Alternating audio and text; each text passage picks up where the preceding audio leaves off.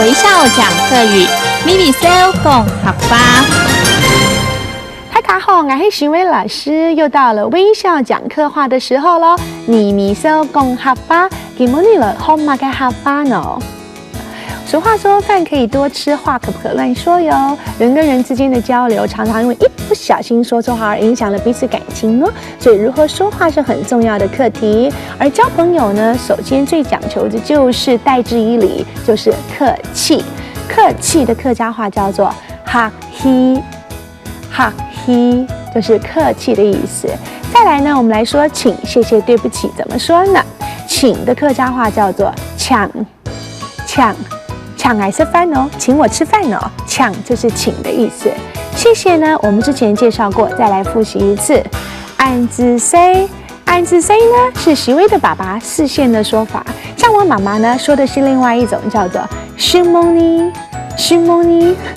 这个我比较不会说，但是我都听得懂哦。所以小时候在家里呢，都是听爸爸讲的四线这说安子 say， 熏蒙尼是妈妈说的。我这两种都是常常使用的客家话，在平常交往过程当中呢，你要时时的关心哦。好，比方说有要紧哦，有要紧哦，要紧就是要不要紧的意思啊，有要紧哦，意思就是要不要紧啊，表示关怀人家的意思。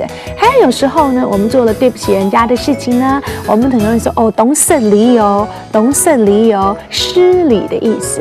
那么有一个说法呢，其实跟闽南语的拍谁哦很像，为什么呢？我们客家话呢说的是拍谁。